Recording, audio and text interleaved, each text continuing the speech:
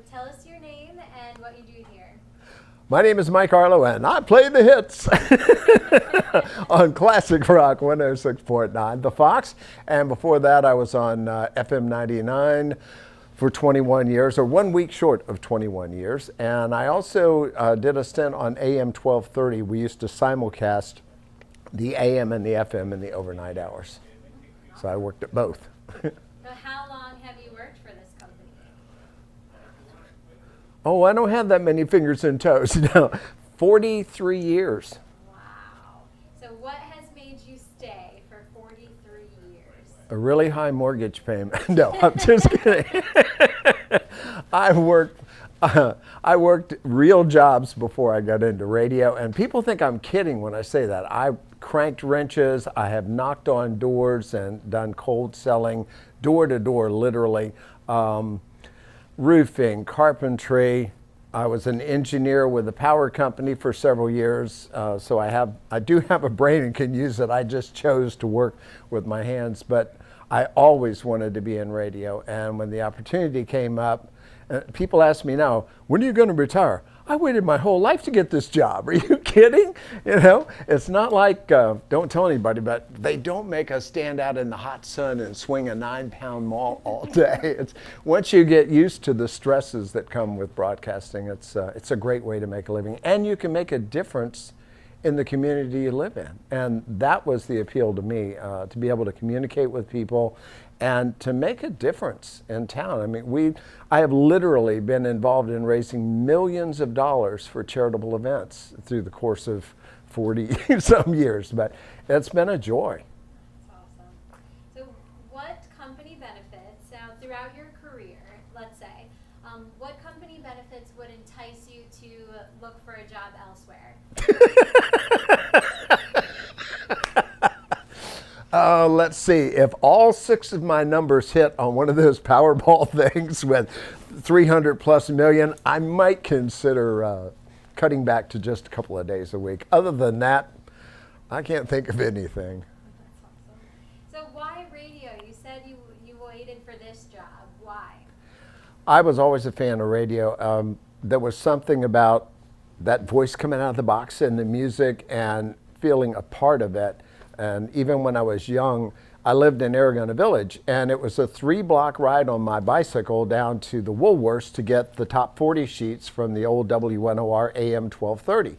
Instead, this is back in the days when you could safely hitchhike, I used to hitchhike from Aragona down the boulevard to the NOR studios, which were on Brambleton and Duke in those days, and I would go inside to get my top 40 sheet because I might get to see one of the disc jockeys.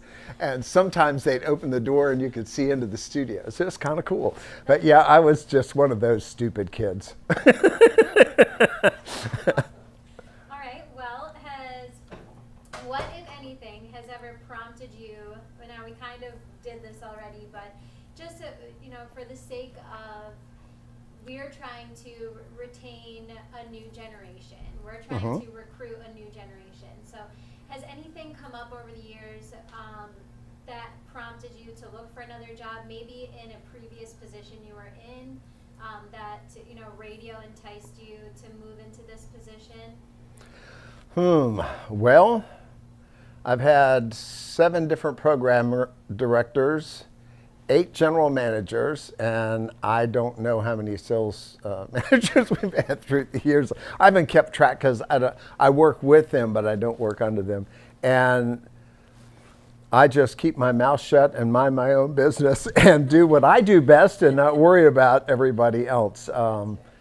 Keeping your focus on what you do and doing that the best you can, that's always worked for me. And I would advise, I don't care what field it is, everybody should do that. And this is such a great, there are so many creative people that work at these radio stations, and there's this wonderful atmosphere of competitiveness, but a spirit of teamwork where everybody works together. The goal is the same for all of us, to make a living and be successful in broadcasting. And that varies, that role varies depending on the department and the individual, but it's still the same focus. We're all in this together, work together, be nice, and if you really don't like somebody, just avoid them. That would be my secret. Okay, so that's some great advice there. If you could give some advice to even say the next generation coming into it, the millennials are known to be career jumpers. Right. They're not happy with what they have, so they're always looking for the next thing. And we want them to be happy in their position. Is there any advice that you would give someone that's saying, you know, oh, I like working here, it's good, but I think I want to go out and see what else is out there? Is there any advice you would give them? Well, the world has changed. I mean, it's opportunities. There was a time when you would get a job at the Ford plant, which doesn't exist anymore, or GE, or Xerox, or Canon, and you could stay with that company. My father-in-law retired from AT&T, and he started out in Bell Labs or Western Electric working for them and stayed with them for 45 years or whatever. Amazing.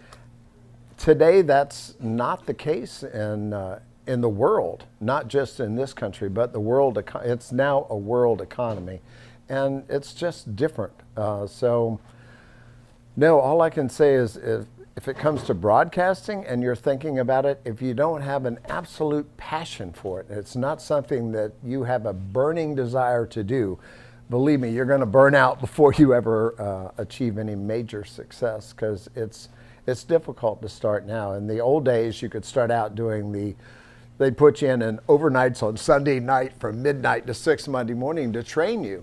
But that slot is now recorded into a computer or is programming from a satellite from most radio stations. We're fortunate here, most of our programming is live and we use real people. And thank you, thank you, thank you. But no, I just have a passion for whatever it is you choose to do and do the best you can. Keep a good attitude. Make it a great day.